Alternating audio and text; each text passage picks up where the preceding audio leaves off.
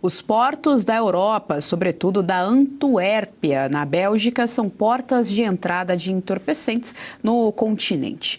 E a cocaína que adentra nas principais cidades tem a marca do PCC. A forte e larga atuação da facção criminosa, recentemente classificada como grupo terrorista pelo governo Trump, acendeu um alerta na Europol, núcleo de inteligência da polícia da União Europeia. Assunto para o correspondente internacional Ivan Kleber. Segundo a Agência de Combate ao Crime Organizado e ao Terrorismo, o PCC trabalha com todos os grupos criminosos na Europa. Vamos dar boa tarde, então, ao nosso querido correspondente internacional, Lord Ivan Kleber, já está aqui conosco no telão, vai trazer atualizações do tema para a nossa audiência. Ivan Kleber, seja muito bem-vindo ao JDO2, boa tarde. Boa tarde, Geisiane. Uma saudação especial a você, aos colegas de bancada e principalmente a toda a nossa audiência. Geisiane, vamos recapitular. Há um ano, mais ou menos, por volta de maio, junho de 2025, nós comentávamos aqui a possibilidade dos Estados Unidos classificarem o PCC e o Comando Vermelho como organizações terroristas. Bom, agora, essa possibilidade, sim, existe também na Europa, ou por alguns países europeus, ou até mesmo pelo bloco, pela União Europeia. O porta-voz da Europol, Jan Wolf, trouxe revelações importantes de como a agência está, sim, monitorando e muito bem informada de como atua o PCC no velho continente.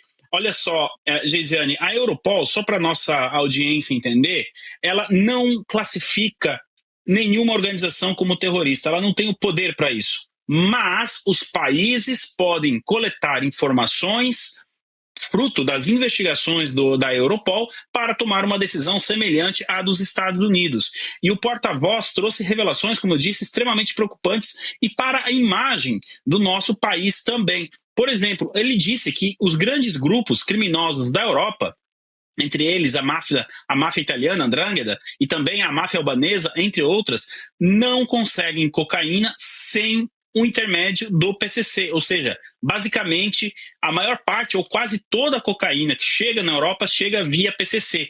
E como funciona essa operação? O PCC faz a logística, digamos assim, da droga que sai, por exemplo, de países como a Bolívia, a Colômbia, passa por estradas e portos brasileiros, não sou eu que estou dizendo, é o porta-voz da Europol, e depois desembarca, como você bem disse, no porto de Antuérpia, entre outros. Ele chegou a citar os portos de Santos, em São Paulo, de Fortaleza, no Ceará, e de Belém do Pará como rota do tráfico de drogas para a Europa. Então, essa classificação que os Estados Unidos fizeram recentemente traz luz também à operação no velho continente. E nós tivemos revelações bastante importantes, então, como eu disse, da investigação que essa importante agência faz em cima do PCC no velho continente. Tem mais um detalhe importante, Geisiane, que a gente precisa trazer para a nossa audiência.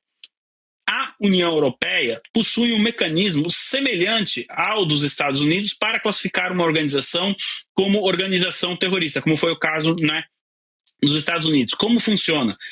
De 6 em 6 meses, a União Europeia tem ali o seu órgão responsável para essa questão, eles se reúnem e fazem um resumo dos últimos 6 meses e optam ou não por classificar um grupo ou outro como organização terrorista ou não. A próxima reunião deste órgão deve acontecer na primeira semana de julho. Geisiane, muito provavelmente o PCC não será pauta nesta reunião da União Europeia agora no começo de julho. Mas, atenção!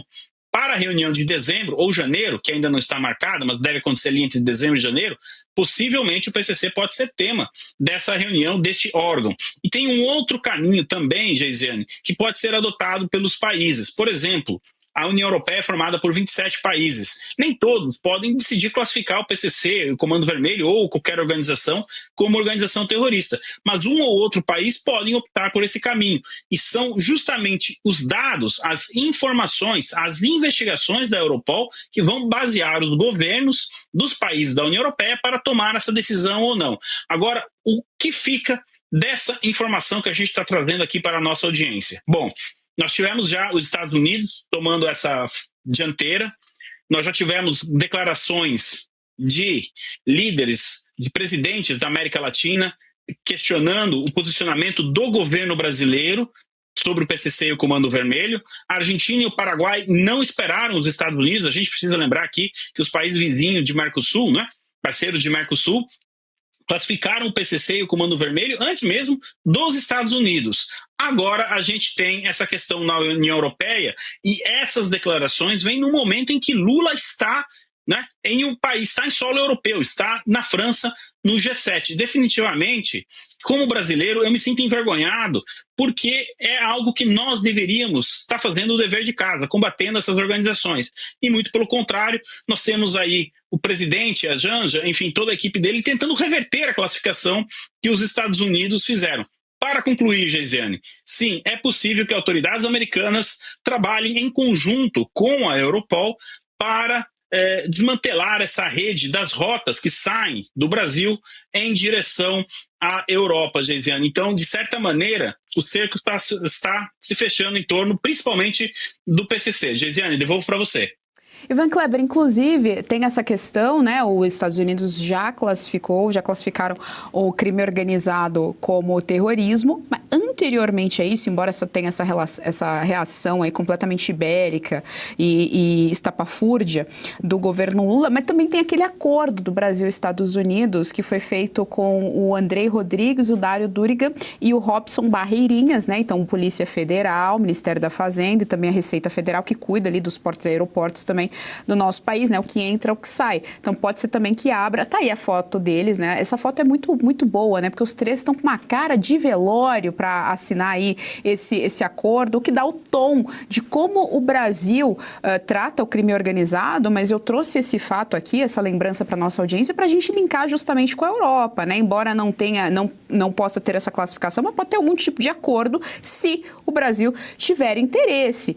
O Ivan Kleber também citou aqui o Porto de Santos. É importante falar que não é de hoje que o Porto de Santos, infelizmente, é conhecido justamente por ser uma das principais rotas do crime organizado. Ivan, deixa eu trazer aqui até os nossos analistas políticos, passar a palavra para a nossa querida doutora Kátia Magalhães.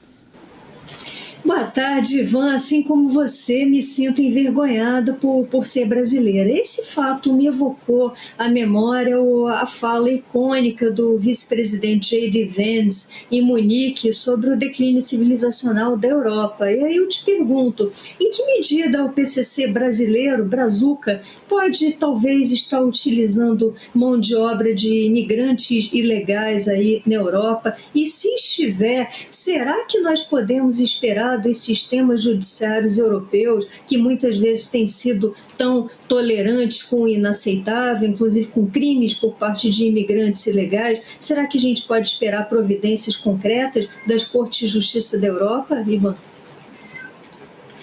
Boa tarde, doutora Kátia. Sempre uma alegria estar aqui com a senhora. Olha, sobre a questão dos imigrantes, eu não consegui verificar nenhuma informação assim para confirmar isso para a nossa audiência. A possibilidade é grande. Inclusive, vários desses grupos mafiosos e criminosos da Europa também são acusados de tráfico de pessoas, né?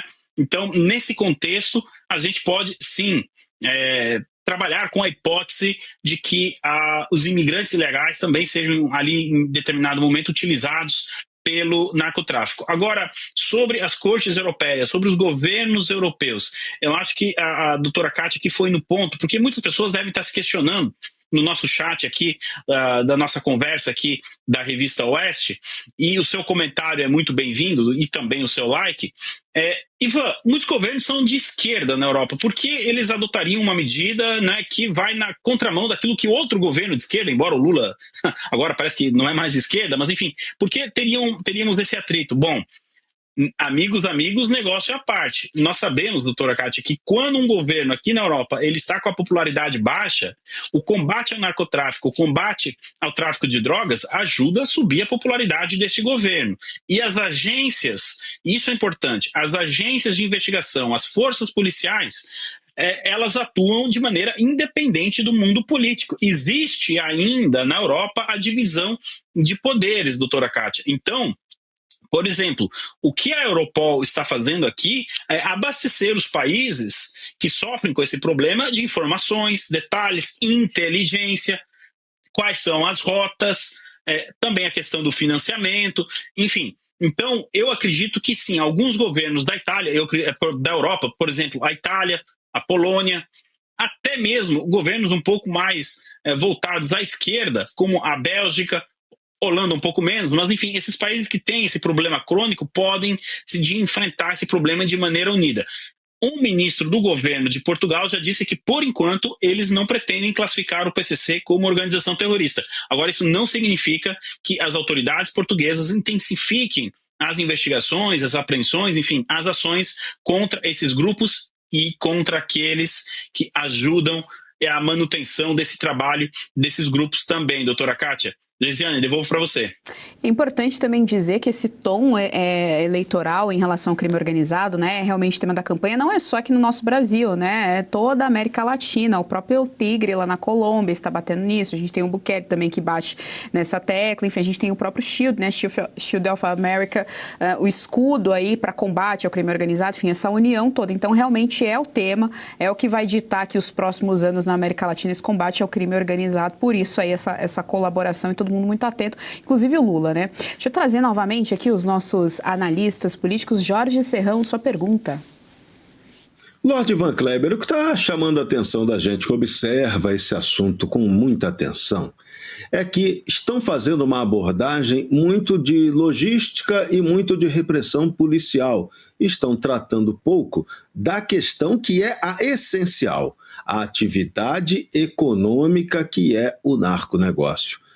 Quem movimenta esse dinheiro? Quais são as instituições financeiras que fazem esse dinheiro ir e vir? Não é só a logística de droga, a coisa vai muito mais além disso. É quem banca, quem financia esse sistema. Isso aí não está entrando ainda no debate como deveria, né? Olá, Serrão, sempre uma alegria também. Olha, então acho que tem uma boa notícia para você nesse sentido, Serrão. Por exemplo, na Itália, eles já estão avançando com as investigações na questão da movimentação financeira, de onde o dinheiro vem e para onde o dinheiro vai.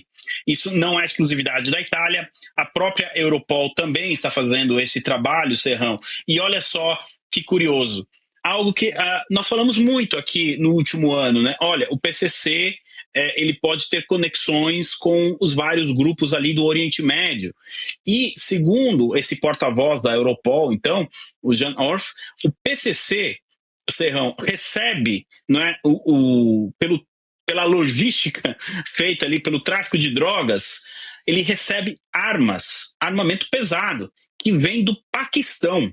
Então, o PCC não recebe, muitas vezes, em dinheiro, pelo transporte da droga, mas sim em armas, ou seja, a embarcação que deixa a droga volta para o nosso continente, e isso é extremamente perigoso e precisa ser averiguado em forma de armamentos. Então, são dois controles que precisam ser feitos e que a comunidade internacional começa a olhar para o nosso país de maneira preocupante.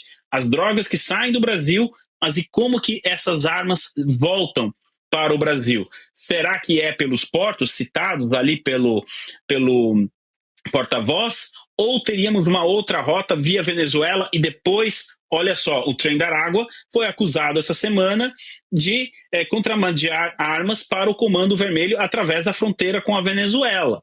Então, esse gráfico que inclusive aparece na nossa tela é bastante importante, que mostra ali a junção da América Central com a América do Sul, e essa é uma das principais rotas. Não à toa os Estados Unidos estão intensificando sua presença militar, realizando operações. Eu também tenho informação de que a CIA já está operando dentro da Venezuela e que os agentes que eliminaram o líder do Trem da Água na última semana, o Nino Guerreiro, eles continuam na Venezuela, Serrão. Então, sim, as várias agências, os vários órgãos de investigação da Europa começam, sim, a analisar, investigar e saber, principalmente, de onde o dinheiro vem e para onde o dinheiro vai. Os Estados Unidos, para concluir, estão uma casinha à frente nesse sentido. Eles já estão investigando se o dinheiro foi utilizado para alimentar movimentos políticos. É por isso que a gente teve, por exemplo, a captura de Nicolás Maduro. Geisiane, devolvo para você.